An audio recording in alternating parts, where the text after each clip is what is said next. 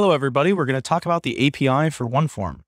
OneForm is a form library I'm building. I have the quest to build the best form library, and this is how I'm going to do it. The first thing I'm going to do is show you how you're going to use it.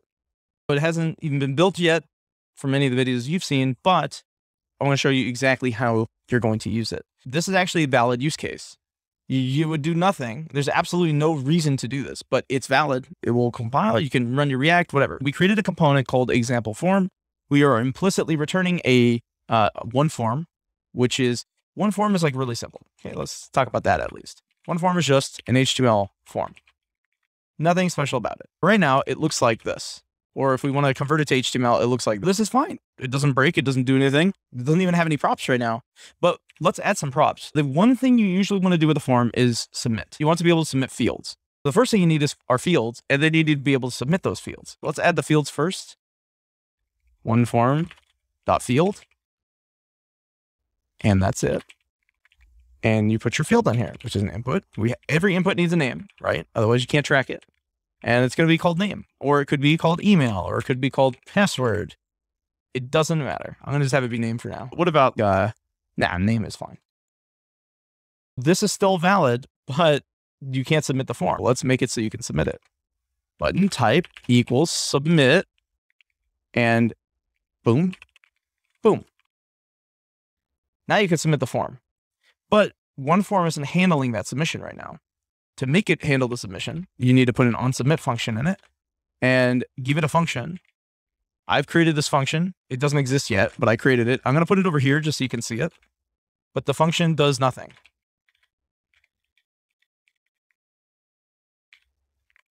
There. Do nothing. There. This is the submit form function. It currently does absolutely nothing. But if you click submit, it will submit the form.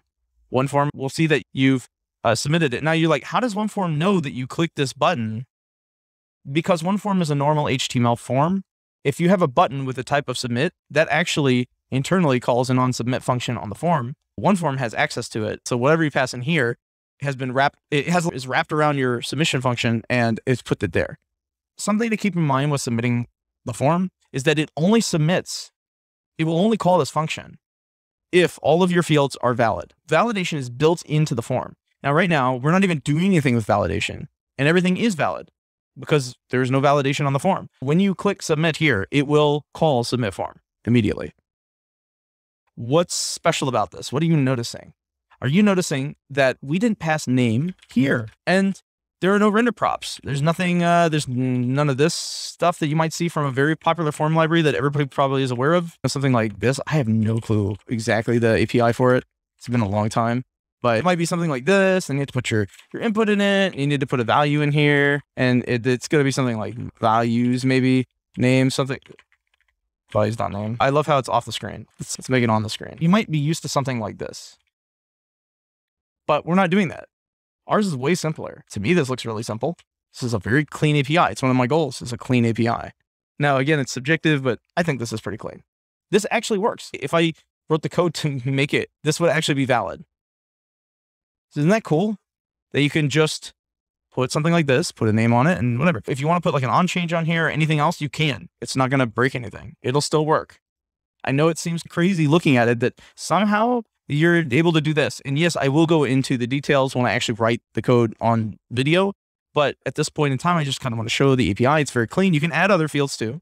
I can add an email field here. And on the email field, I can make it type email. Doesn't matter. If I had a password field, I can make it type password. You can do whatever you want. It's very simple. And these could be nested. I can put a div around this. It doesn't matter. These could be deeply nested. I could have a div and a div. And there could be other fields here. It doesn't matter. The form sees everything flat. It does not see it in there. You could see this is like first name. I don't know. You would call this, you could password. You can do this kind of stuff. It's completely possible. And the form handles it very simply. You're probably wondering right now what the submit form function does. We'll add two fields in here just to make it pretty clear. I have an email field. Now we have two fields.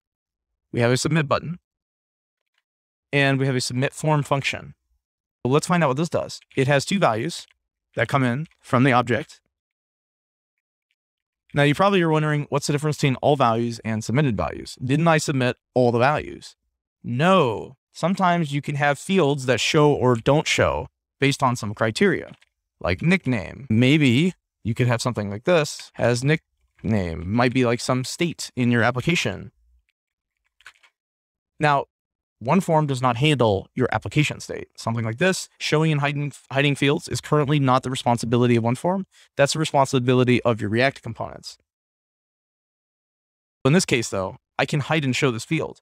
Nickname might not always be here. If you want all the values, including nickname, you would use all values. If you want submitted values, which are only the fields that are currently mounted by React, meaning that if this was false, this field wouldn't exist. Submitted values would only have email and name.